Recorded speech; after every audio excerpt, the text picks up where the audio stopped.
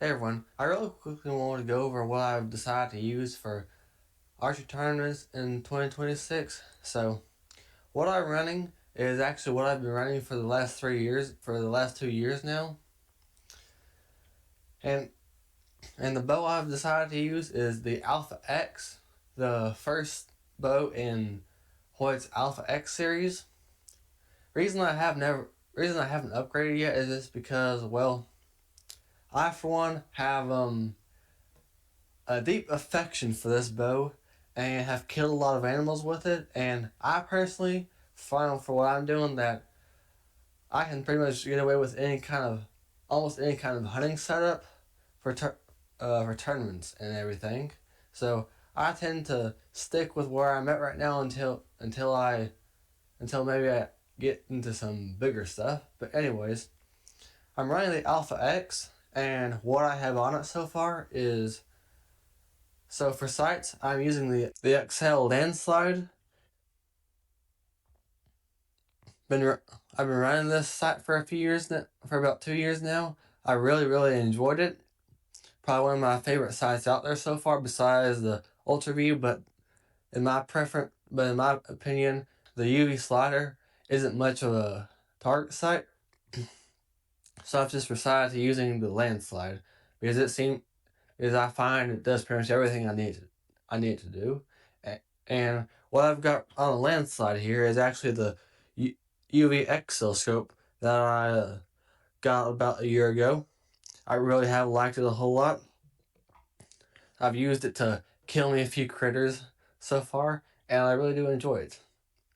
Also, I have finally made the transition over from just strictly to using pins to actually using a lens. And from somebody that hasn't ever used a lens before, let me tell you, it's surprising how much of a difference a lens will make. I mean, to me, it seems like taking a magnifying glass and hovering over a book page. I mean, that's how much it magnifies targets to me, and it also in turn helps me to figure out how much weight I add onto my stabilizers for really trying to settle my pin into where I want it at. But I'm running a 4 power on here right now. Not using anything in my peep sight just because the particular peep sight I'm using, which is the Hamsky FS, I don't believe it take. I don't think it you can get. I don't think it can take the right size. I don't think it can take the right kind of lens to be able to match up with the lens I've got in my sight right now. So I don't have anything in there, but I have shortened my peep sight down to I think 3/16, and that seems to do. And with the outdoor light and everything, that seems to do just fine for me. Also, one other thing I want to mention about switching over to a lens right here is one of the big takeaways. One of the big reasons I decided to do it is just because for me, sometimes I've gone to some archery tournaments in the past where the lighting is super bad, where and I've grown to like really small pins a lot just because for long distance shooting, which I tend to really like doing, shooting past shooting 60 plus to a little to almost 100 yards.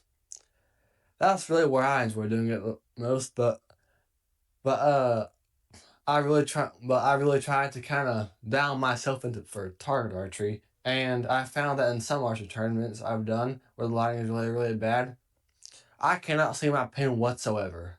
But after a little bit of trial and error with using pins, I finally did make the swing to get me a lens, which like I mentioned before, I really enjoyed, and I think I'm probably gonna be using lenses from here on out. We'll see though, I guess. Also, for air rest here, I know a lot of people like to use Hamsky, and I don't want to see anything. And to me, I don't find anything. oh, To me, I don't really have a preference between limb-driven rests and cable-driven rests. I personally never have used a limb-driven.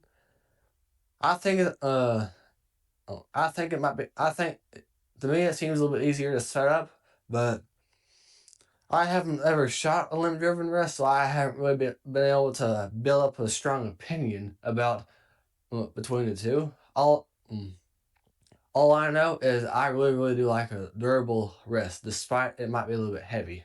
And the reason I've gone with a heavier wrist, the specifically the AAE Prophecy QD, is just because, like I mentioned earlier, I like to use this bow for hunting, and this is a hunting style wrist I have on here. It's very durable compared to an old QAD wrist I used to have.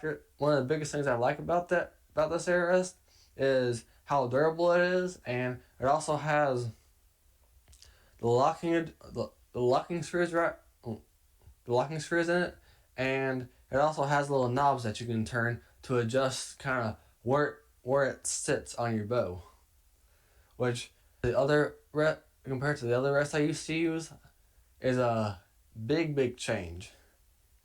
And now moving on from air rests, the stabilizer I'm using is the Bee Stinger Micro Hex. The reason I went with the Bee Stinger Micro Hex is just because I find that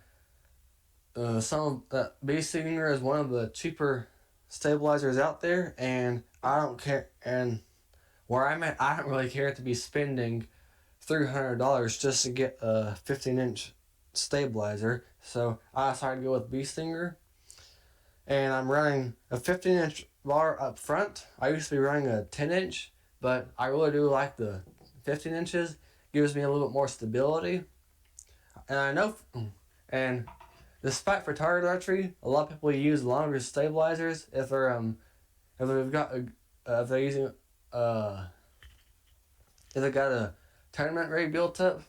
Reason I don't is just because since my bow is not specifically designed for tournaments, for target archery, I don't really see the need to try and get a longer stabilizer to try and balance it out, because since my